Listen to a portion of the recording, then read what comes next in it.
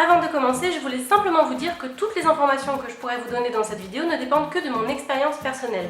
Par conséquent, ça peut être vrai pour vous comme ça peut ne pas l'être, autant que nous sommes tous différents. Je ne vous fais pas attendre plus longtemps, c'est parti.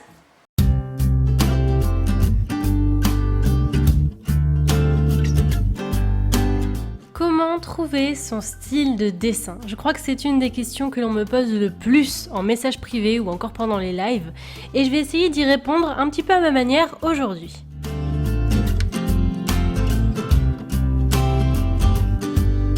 D'abord, qu'est-ce que c'est qu'un style? Comment on peut le définir? On peut dire que c'est l'aspect d'un dessin qui correspond souvent à un artiste ou qui vous sera propre. Enfin, en tout cas, quand vous me posez la question, je pense que c'est ça que vous voulez dire. Donc aujourd'hui, je vais essayer de vous expliquer comment on peut définir son style graphique en définissant chaque élément qui peut faire qu'ensuite vous allez trouver votre truc, quelque chose qui va vous correspondre à vous. Pour clarifier un petit peu tout ça, j'ai divisé cette explication en deux parties. Et le premier point va vous faire plaisir, à mon avis, puisque il s'agit de vous dire que vous avez déjà un style graphique, vous avez déjà quelque chose qui fait que même si vous ne le voyez pas à l'heure actuelle, on peut reconnaître vos dessins.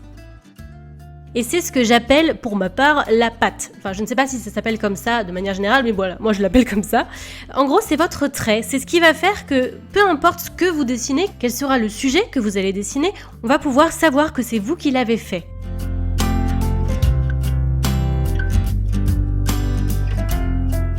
Pour que vous compreniez mieux ce dont je suis en train de parler quand je vous parle de patte, je vais faire le parallèle avec autre chose qui est l'écriture. Vous savez que tout le monde n'écrit pas de la même manière, et bien c'est la même chose avec le dessin. Tout le monde ne dessine pas de la même manière. C'est peut-être un petit peu plus difficile à distinguer quand il s'agit de dessin, parce que c'est vrai que pour l'écriture, on fait toujours les mêmes lettres, alors que pour le dessin, il peut y avoir plein de sujets différents, mais je pense que ça peut vous aider à comprendre. On peut essayer de le moduler, de le faire évoluer, mais il y aura toujours quelque chose qui fera que c'est vous. On va retrouver votre main, votre façon de manier le stylo ou le crayon, enfin voilà, vous avez compris, dans ce que vous faites.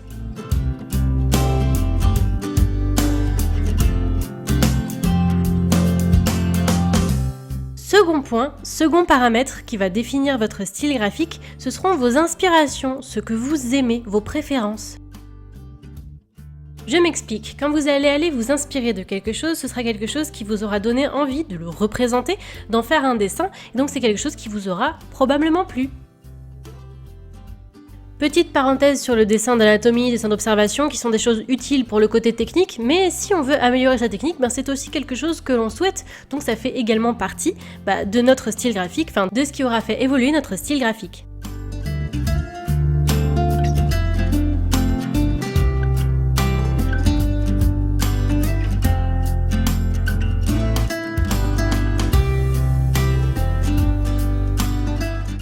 Pour ce qui est de trouver de l'inspiration, je vous renvoie directement à ma vidéo « Comment trouver l'inspiration » dont je vous mets le lien juste en haut à droite dans le petit i.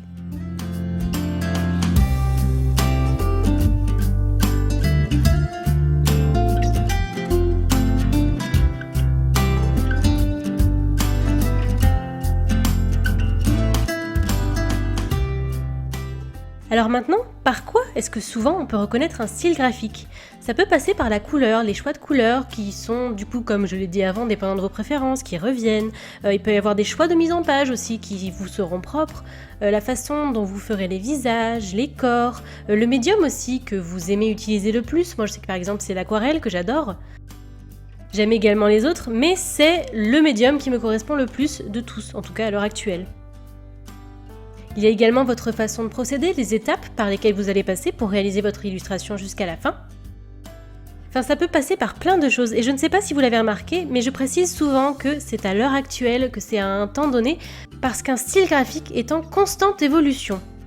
Comme vos plus profondes convictions. Si quelqu'un me trouve la référence là.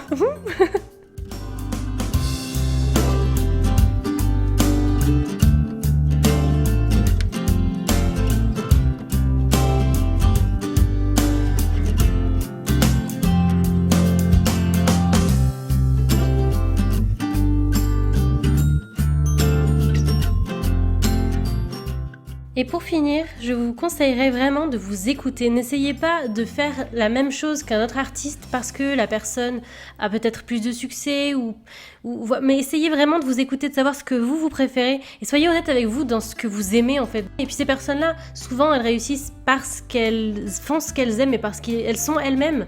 Donc soyez vous-même et vous allez voir que vous allez vous définir petit à petit dans votre art et c'est beau.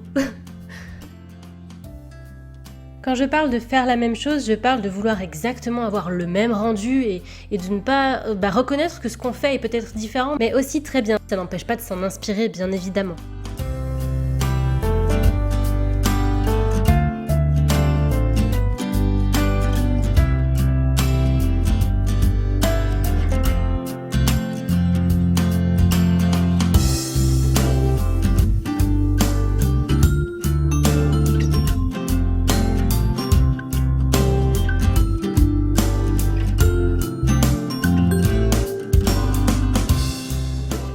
Cette vidéo se termine, j'espère de tout cœur que ça vous aura donné quelques éclaircissements sur comment trouver son style de dessin et que vous verrez peut-être un petit peu mieux où vous avez envie d'aller artistiquement.